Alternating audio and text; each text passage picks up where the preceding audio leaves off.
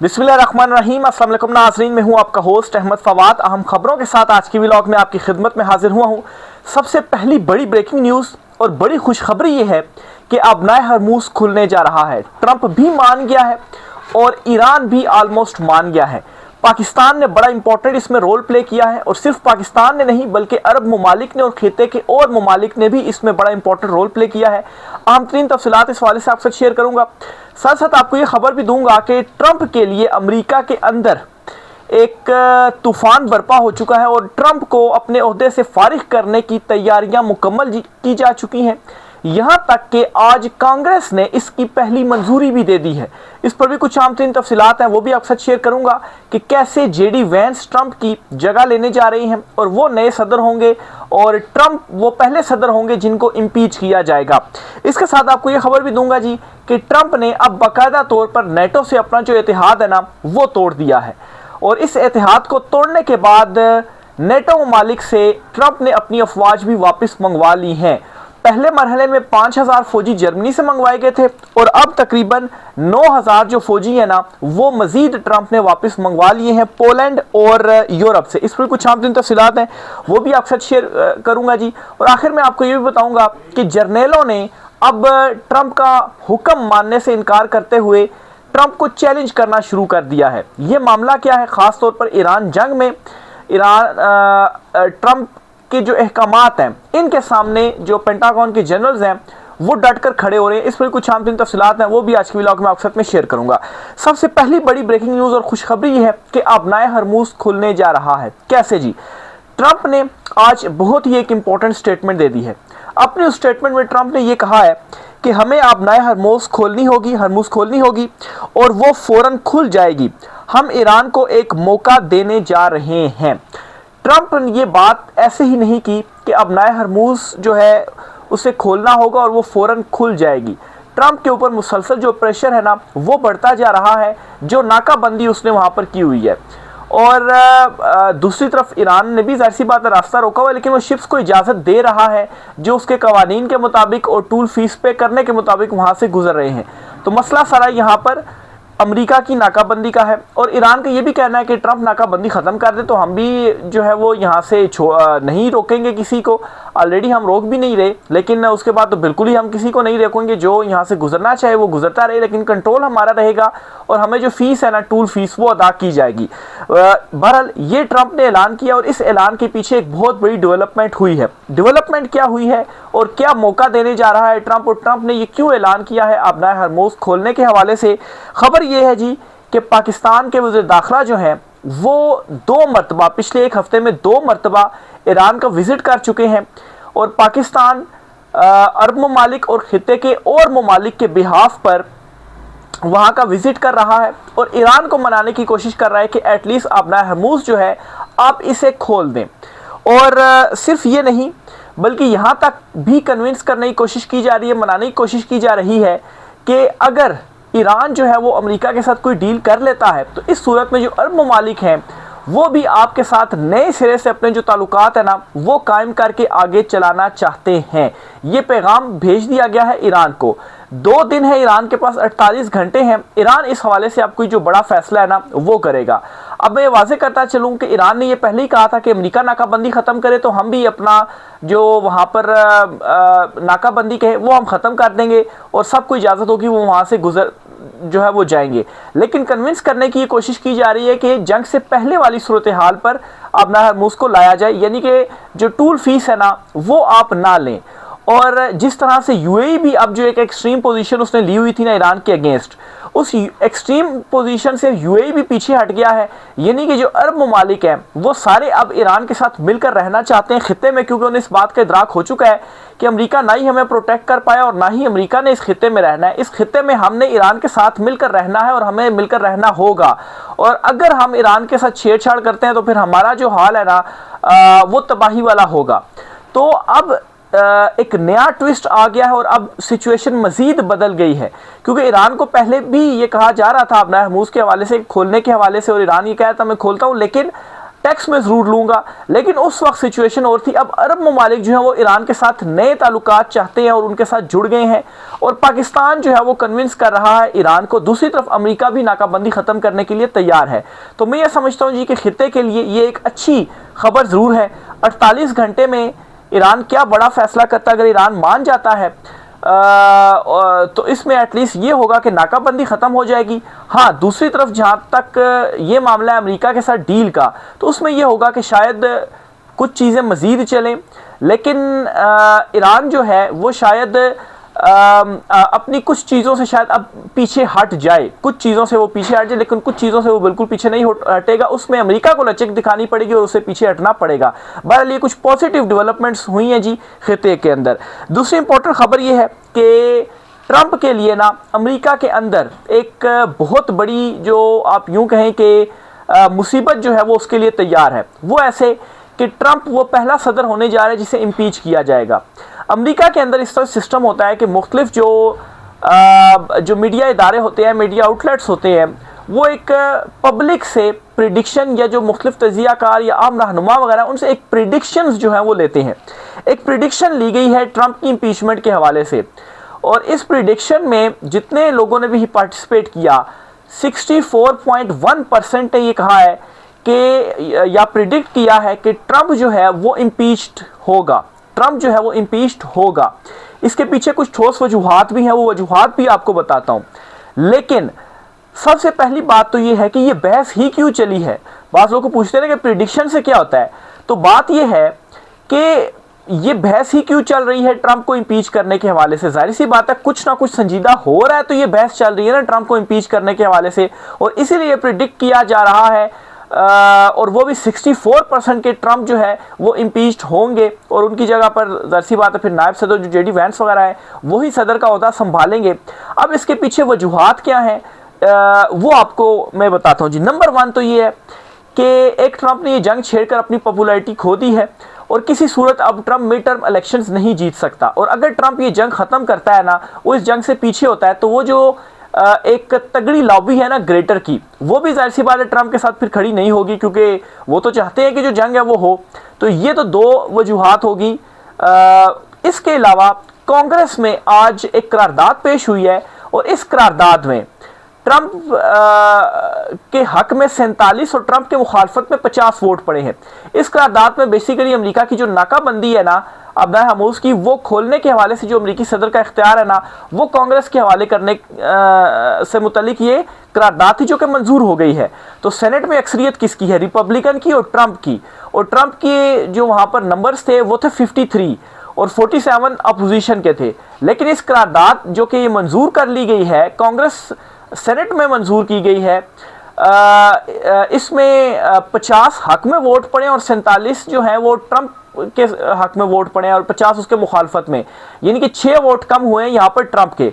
तो पहली बड़ी रीज़न या आप यूँ समझे कि जिसका बाकायदा तौर पर अब सबूत सामने आ गया है, फैक्ट सामने आ गया है कि ट्रंप ने कांग्रेस की जो सेनेट है ना उसमें अपनी अक्सरियत खोल दी है। जहाँ पर ऐवान बचा है ना, तो ऐवान में भी इम्कान यही कि अगले हफ्ते ये करारदाद पेश कीजिएगा। अगर वहाँ से भी मंजूर हो जाती है फिर तो ये बिल्कुल कंफर्म हो जाएगा कि ट्रंप को इम्पीच किया जाएगा। वेट किया जा रहा है मिड टर्म इलेक्शंस का। मिड टर्म इलेक्शंस के बाद मजीद अक्सरियत जो है वो गेन करेगी अपोजिशन, और उसके बाद ट्रंप की इम्पीचमेंट की तरफ मामलात जो है वो जाएंगे।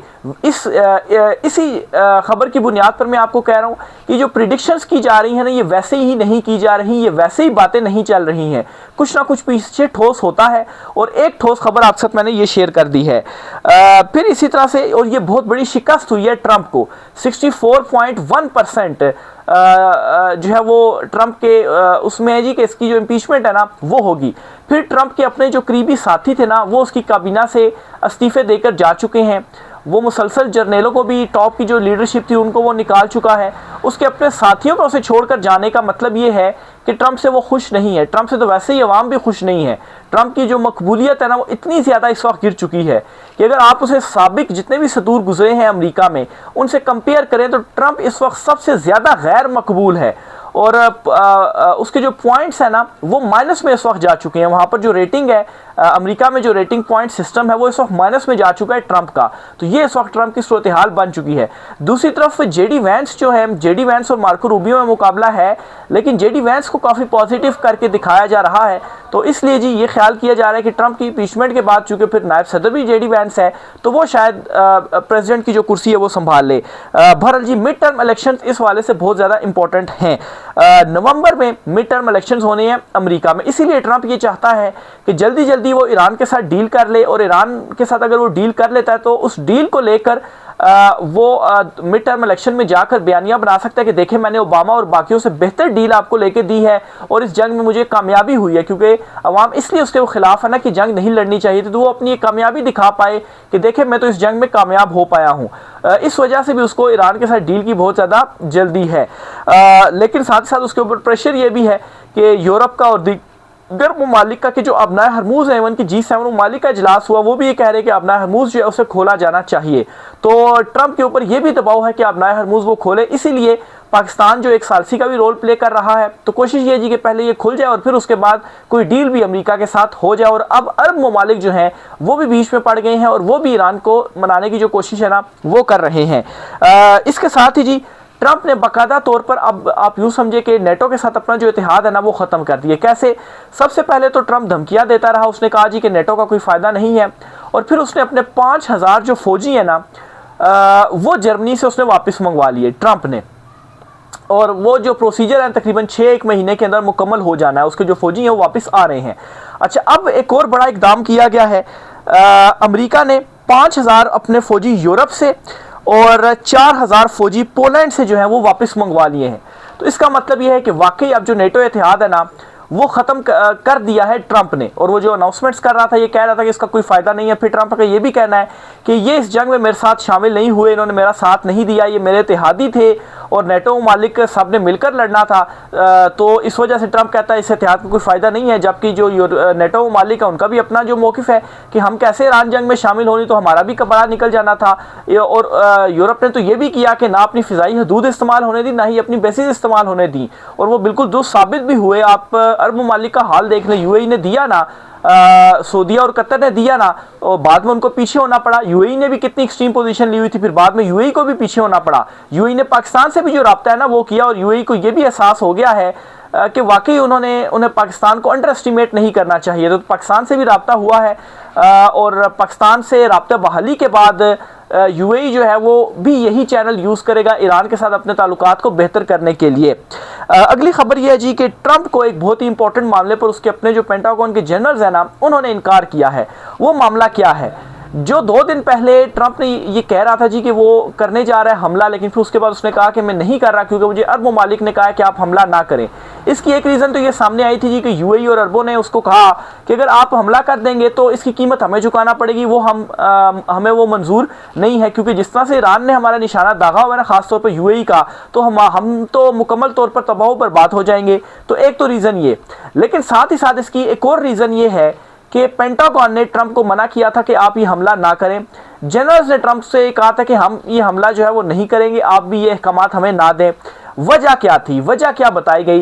ये बाकायदा तौर पर अमेरिकी मीडिया में, अमेरिकी अखबार जो है वो इसको रिपोर्ट कर रहा है, वहाँ पर ये जो खबर है ना वो पब्लिश की गई है। इस खबर में ये बताया गया है कि जनरल्स ने इसलिए मना किया था ट्रंप को कि आप ये हमला ना करें क्योंकि उनका ये कहना है कि ईरानी जो कमांडर्स हैं उन्होंने हमारे जो फाइटर जेट्स हैं उनका जो पैटर्न है, उनकी जो नकलो हरकत है, उनका जो पैटर्न है ना वो उन्होंने नोट कर लिया है, और अब हमें वो फिज़ाई या वो एयर सुपीरियरिटी जो है वो अब हमें हासिल नहीं रही। और अगर अब हम ऐसा करते हैं ना तो पहले भी खैर हमारे जो फाइटर जेट्स थे वो तबाह किए ईरान ने, अब हमें मज़ीद जो नुकसान है वो होगा और हमारा जो हमला है ना वो नाकाम जाएगा। तो इसलिए अगर हम दोबारा हमला करते हैं, मज़ीद नाकामी हमें मिलती है, तो ये मज़ीद हज़ीमत है हमारे लिए, तो इसलिए आप हमला ना करें।